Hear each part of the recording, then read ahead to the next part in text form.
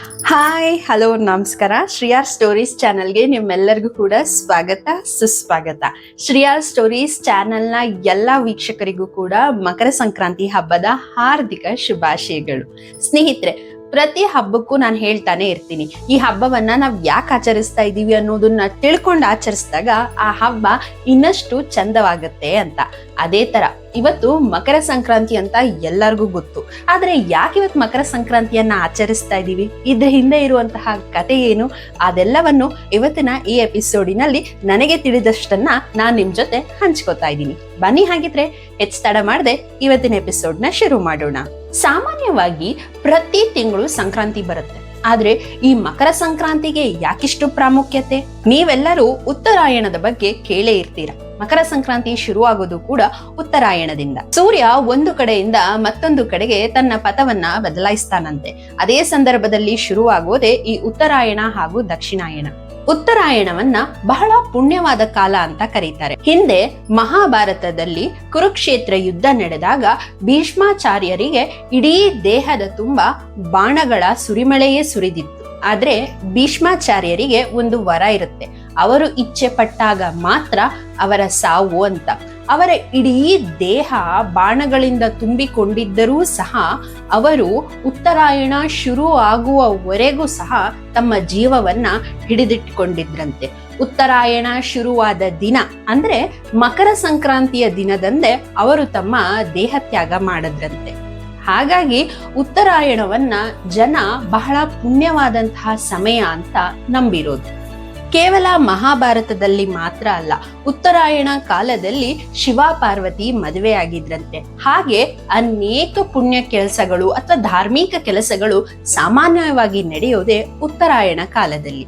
ಸಾಮಾನ್ಯವಾಗಿ ಸಂಕ್ರಾಂತಿಯ ದಿನದಂದು ಎಳ್ಳು ಬೆಲ್ಲವನ್ನ ಎಲ್ಲರಿಗೂ ಹಂಚೋದು ಪ್ರತೀತಿ. ಇದರ ಹಿಂದೆ ಕೂಡ ಒಂದು ಕಾರಣ ಇದೆ.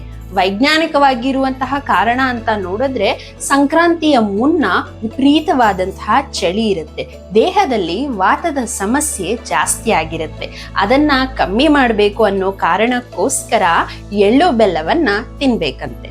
ಸಂಕ್ರಾಂತಿ ಹಬ್ಬವನ್ನ ಕೇವಲ ಕರ್ನಾಟಕದಲ್ಲಿ ಅಲ್ಲ, ಇಡೀ ದೇಶದಲ್ಲಿ ನಾನಾ ಹೆಸರುಗಳಿಂದ ಆಚರಿಸ್ತಾರೆ. ತಮಿಳುನಾಡಿನಲ್ಲಿ ಪೊಂಗಲ್ ಅಂತ ಆಚರಿಸಿದ್ರೆ, ಕರ್ನಾಟಕದಲ್ಲಿ ಸುಗ್ಗಿ ಹಬ್ಬ ಅಂತ ಕೂಡ ಆಚರಿಸ್ತೀವಿ.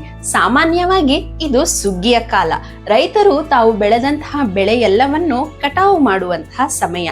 ಈ ಸಂಕ್ರಾಂತಿಯ ದಿನ ತಾವು ಬೆಳೆದಂತಹ ಬೆಳೆಯನ್ನ ಒಂದು ಕಡೆ ಇಟ್ಟು ಆ ಭೂಮಿ ತಾಯಿಗೆ ನಮಸ್ಕರಿಸುವಂತಹ ಪ್ರತೀತಿ ಇದೆ. ಭೂಮಿ ತಾಯಿಗೆ ನಾವು ಎಷ್ಟೋ ನೋವನ್ನ ಉಂಟು ಮಾಡಿರ್ತೀವಿ, ಆದರೆ ಆಕೆ ಯಾವುದನ್ನೂ ಸಹ ಮನಸ್ಸಿಗೆ ಹಾಕಿಕೊಳ್ಳದೆ ತನ್ನ ರೈತರೆಲ್ಲರಿಗೂ ಕೂಡ ಒಳ್ಳೆಯ ಬೆಳೆಯನ್ನೇ ಕೊಡ್ತಾಳೆ. ಹಾಗಾಗಿ ಆಕೆಗೆ ಧನ್ಯವಾದವನ್ನು ಹೇಳುವಂತಹ ಹಬ್ಬ ಈ ಸುಗ್ಗಿ ಹಬ್ಬ.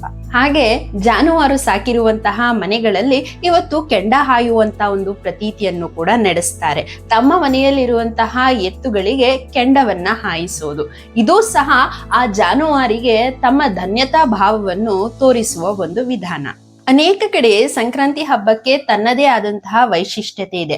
ಅದರಲ್ಲಿ ಒಂದು ಮುಖ್ಯವಾದಂತಹ ವೈಶಿಷ್ಟ್ಯತೆ ಅಂತ ಹೇಳಿದ್ರೆ, ಶ್ರೀ ಸ್ವಾಮಿ ಶಬರಿಮಲೆ ಅಯ್ಯಪ್ಪ ಸ್ವಾಮಿಯನ್ನ ನಂಬಿರುವಂತಹ ಭಕ್ತಾದಿಗಳು ಇದೇ ಮಕರ ಸಂಕ್ರಾಂತಿಯಂದು ಶಬರಿಮಲೆಯಲ್ಲಿ ಸ್ವಾಮಿ ಅಯ್ಯಪ್ಪ ಜ್ಯೋತಿಯ ಮೂಲಕ ಬಂದು ದರ್ಶನವನ್ನ ಕೊಡ್ತಾರೆ ಅನ್ನುವಂಥದ್ದು ನಂಬಿಕೆ ಮಾತ್ರ ಅಲ್ಲ, ಈ ವರ್ಷದವರೆಗೂ ಸಹ ಇದು ನಡ್ಕೊಂಡು ಬಂದಿದೆ.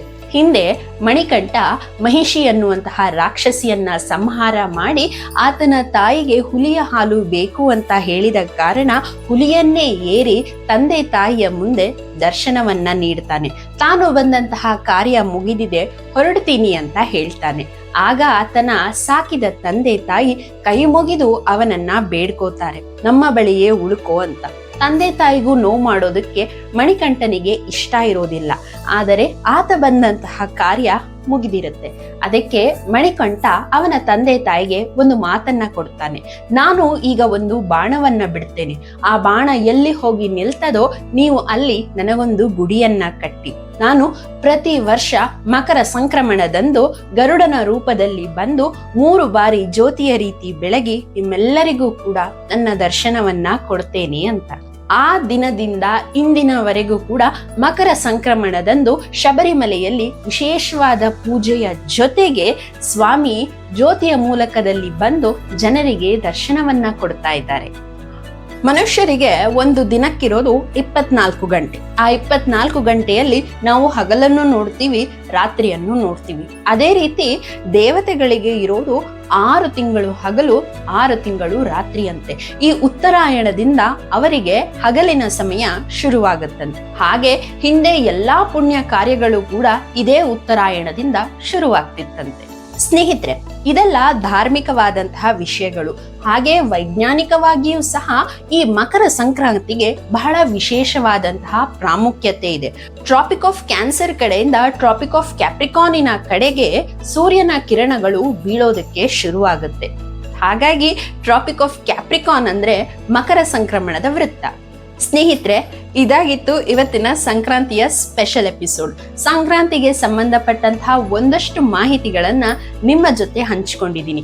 ಹಾಗೆ ನಿಮಗೂ ಏನಾದರೂ ಸಂಕ್ರಾಂತಿಯ ಬಗ್ಗೆ ಇನ್ನಷ್ಟು ಮಾಹಿತಿ ಇದ್ರೆ ದಯವಿಟ್ಟು ಅದನ್ನ ಕಮೆಂಟ್ ಸೆಕ್ಷನ್ ಅಲ್ಲಿ ಮರೆಯದೆ ಕಮೆಂಟ್ ಮಾಡಿ. ಈ ವಿಡಿಯೋ ನಿಮಗೆ ಇಷ್ಟ ಆಗಿದ್ರೆ ಒಂದು ಲೈಕ್ ಮಾಡಿ, ನಿಮ್ಮ ಅನಿಸಿಕೆ ಅಭಿಪ್ರಾಯವನ್ನ ಮರೆಯದೆ ಕಮೆಂಟ್ ಸೆಕ್ಷನ್ ಅಲ್ಲಿ ಕಮೆಂಟ್ ಮಾಡಿ.